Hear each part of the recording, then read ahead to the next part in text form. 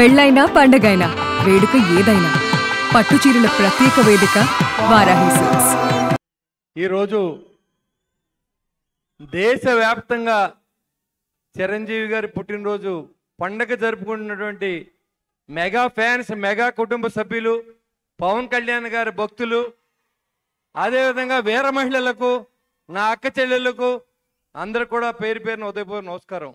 Mega family అంటే ఇవాళ చిరంజీవి గారు సినిమాల్లో విజేతగా నిలిచి ఈరోజు రాజకీయాల్లో కూడా తెలియని రాజకీయం లేదు ఆయనకి. కానీ ఈ రాజకీయాల్లో ఇమడలేక ఆయన రాజకీయాల నుంచి తప్పుకున్నప్పుడు కూడా ఆయన ఆశయాల్ని, సేవ చేయాలని ఆశయాలు నిలబెట్టిన వ్యక్తి పవన్ కళ్యాణ్ గారు.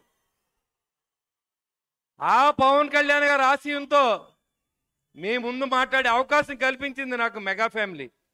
నేను మెగా ఫ్యామిలీ భక్తుడిని.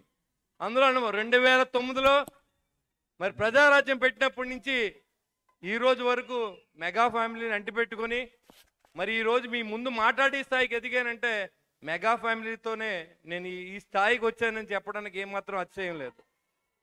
ఇవాళ పవన్ కళ్యాణ్ గారి నమ్మకాన్ని ఎక్కడా కూడా ఆయన్ని ఏ రకమైన ఇబ్బంది లేకుండా ఆయన ఏదైతే అనుకున్నారో అది చేసే విధంగా ప్రజల్లో ఉంటూ ఆయనకి మంచి పేరు తీసుకొచ్చే విధంగా మరి ఏదైతే చిరంజీవి గారు ఆశయాలతో మరి వాళ్ళందరూ కూడా పవన్ కళ్యాణ్ గారి ఫ్యాన్స్ కానీ, చిరంజీవి ఫ్యాన్స్ కానీ, మెగా ఫ్యాన్స్ కానీ ఎవరైనా మనందరికీ ఆరాధ్య దైవం చిరంజీవి గారు.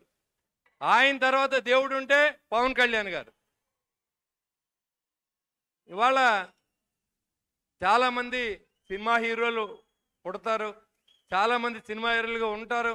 అయినప్పుడు కూడా ఫ్యాన్స్ని మీరు ఎక్కడ డబ్బు ఖర్చు పెట్టకండి, సేవ చేయమని చెప్పి మరి అందరినీ కూడా మరి బ్లడ్ బ్యాంక్ కానీ, రక్తదానం కానీ, అవయవదానం కానీ చేయమని ప్రోత్సహించిన ఏకైక హీరో చిరంజీవి గారు. ఎందుకంటే యువత ఎంతసేపు మీరు బ్యానర్లు కట్టండి, పూలు చల్లండి అనే నాయకులు మనం చూసాం.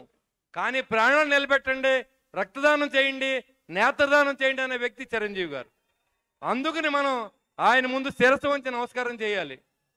ఆయన కరోనా సమయంలో కోటీశ్వర్లు ఉన్నారు, కానీ ఎవరు బయటికి రాలేదు. ఒక్క చిరంజీవి గారు మాత్రం ఆయన స్వామినాయుడు గారిని మరి ఆయన ఒక ఆంజనేయ స్వామి అంటాడు స్వామినాయుడు గారు.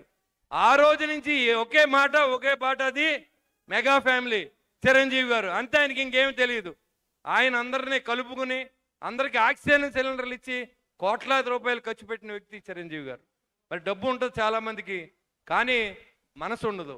రెండూ ఉన్న వ్యక్తి పవన్ కళ్యాణ్ గారు, చిరంజీవి గారు కూడా. ఎందుకంటే చాలామంది హీరోలు యాక్షన్ చేస్తారు, 100 కోట్లు వస్తాయి, అది దాచుకుంటారు తప్ప, ఆస్తులు కొనుక్కుంటారు తప్ప పవన్ కళ్యాణ్ గారు దానం చేసి సీనియర్ నాయకుడు ఎవరు లేరని కూడా తెలియజేస్తా ఉన్నా. ఇవాళ ఒక మనిషి సినిమాల్లో నిలబడాలి, రాజకీయాల్లో నిలబడాలంటే ఎంత కష్టమో మీరు చూశారు. 2009లో ప్రస్థానం, ప్రజారాజ్యం, దాన్ని నిలబెట్టుకుంటూ 2021లో 2025, 24లో మరి ఉప ముఖ్యమంత్రిగా మరి ఆ స్థాయికి ఎదిగారంటే చిరంజీవి గారి యొక్క ఆశీస్సులతో. మరి పవన్ కళ్యాణ్ గారు డిప్యూటీ సీఎం అయ్యి 21, 28 గెలిచి మీ అందరి సహకారంతో ఇవాళ మీ అందరూ ఉన్నారు కాబట్టే ఈ మెగా ఫ్యామిలీకి ఆశీస్సులు, రక్షగా కూడా మిగులుతూ ఉంది. చాలామంది ఫ్యాన్స్ ఉంటారు, చాలా పార్టీలు ఉంటాయి, కానీ ఒక్క మెగా ఫ్యాన్స్ మాత్రమే అలాగ ఉంటారు, ఏ పార్టీలోకి వెళ్ళరు.